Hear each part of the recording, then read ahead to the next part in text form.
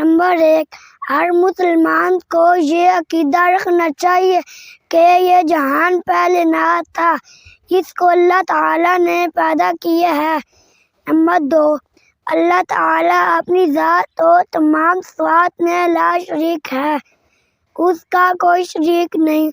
Number 3، سب مخلوق اس کی محتاج ہے، وہ کسی کا محتاج نہیں، نہ وہ کس سے پیدا ہوا اور نہ اس سے کوئی پیدا ہوا اور نہ اس کے مقابلے کا کوئی ہے۔ نمبر 4، وہ زندہ ہے، ہر چیز پہ قدرت رکھتا ہے، دیکھتا ہے، سنتا ہے، اپنی شان کے مطابق کلام فرماتا ہے۔ نمبر 5، تمام غیبوں کا جاننے والا ہے، اس سے کوئی چیز پوشیدہ نہیں۔ نمبر 6، وہ ہمیشہ سے ہے اور ہمیشہ رہے گا، جو چاہتا ہے اپنی مرضی سے کرتا ہے، کوئی اس سے روکنے ٹوکنے والا نہیں، وہ ہر چیز پر قادر ہے۔ نمبر 7، بہت بڑا بادشاہ ہے اور وہ اکیلا سارے جہان کا نظام چلاتا ہے، ہر جگہ اور ہر وقت وہی حاضر ناظر ہے، اس کے سوا دوسرا کوئی ہر جگہ اور ہر وقت حاضر ناظر نہیں۔ کسی مخلوق کو ہر وقت اور ہر جگہ حاضر و ناظر ماننا بڑی جہالت ہے۔ نمبر 8، عبادت کے لائق وہی ہے، نظر و نیاز اللہ کے لیے ہی ہو سکتی ہے، مخلوق کی نظر و نیاز ماننا شرک ہے۔ نمبر 9، دور و نزدیک سے ہر ایک کی فریاد و دعا وہی سنتا ہے اور وہی قبول کرتا ہے، عزت و ذلت اسی کے ہاتھ میں ہے، وہی اولاد اور روزی دیتا ہے، بیماری وہی دور کرتا ہے اور مصیبتوں سے وہی بچاتا ہے۔ جو کچھ ہوتا ہے اس کے حکم سے ہوتا ہے، اس کے حکم کے بغیر پتہ بھی نہیں ہل سکتا، یہ سب کام مخلوق کی طرف نسبت کرنا شرک ہے۔ نمبر 10، مخلوق کی ہدایت کے لیے اللہ تعالیٰ نے بہت سے پیغمبر بھیجے، جن کی صحیح تعداد اسی کو معلوم ہے۔ سب سے اول حضرت آدم علیہ السلام اور سب سے آخر میں ہمارے رسول حضرت محمد صلی اللہ علیہ وسلم ہیں۔ نمبر 11، سب نبی اللہ کے بندے اور بشر تھے، ان کی بشریت اور انسانیت کا انکار کفر ہے۔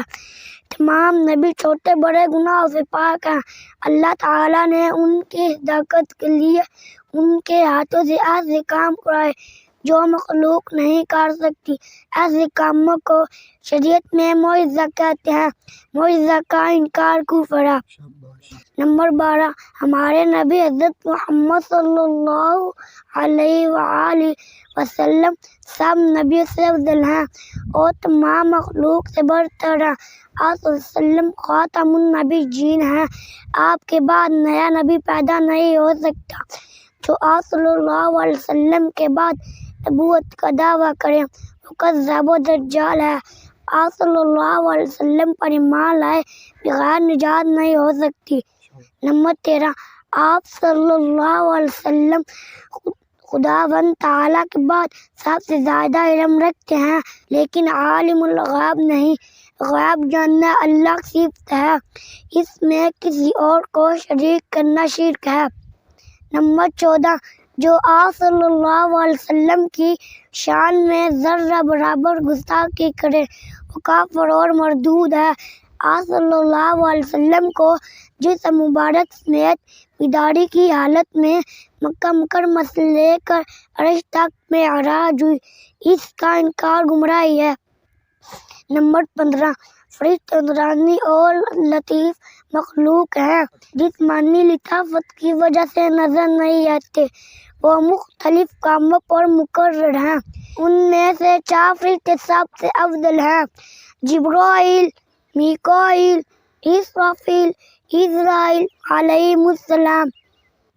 نمبر 16، اللہ تعالیٰ نے بعض انبیاء کو کتابیں اور صحائف عطا فرمائے، ان میں سے 4 کتابیں مشہور ہیں، توراۃ، انجیل، زبور اور قرآن مجید۔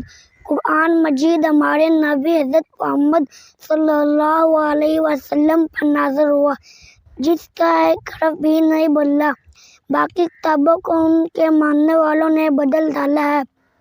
نمبر 17 حضور سرور کائنات صلی اللہ علیہ وآلہ وسلم کو جن لوگوں نے ایمان کے ساتھ اس زمانے میں دیکھا ان کو صحابہ کہتے ہیں۔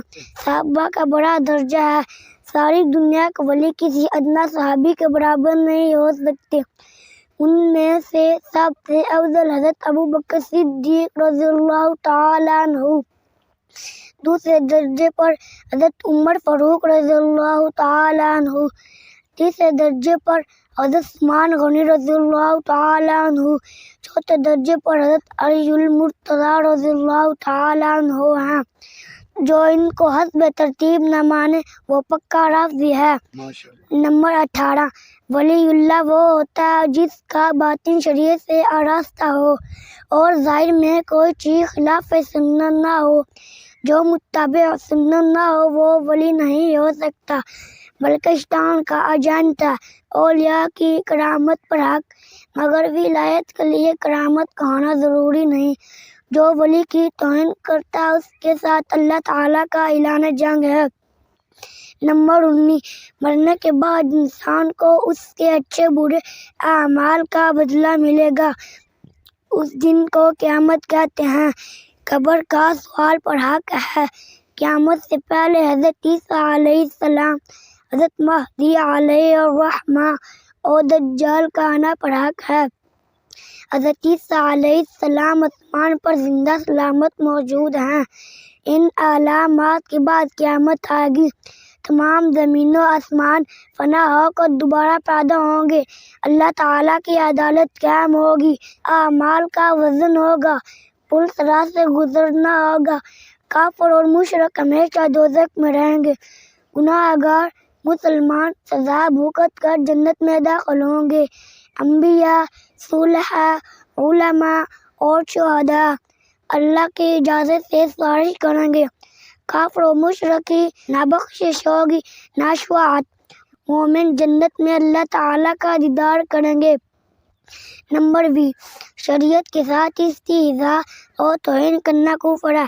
شرع کے مطابق خیرات اور تلاوت کا ثواب مسلمان فوج شدگان کو پہنچتا ہے۔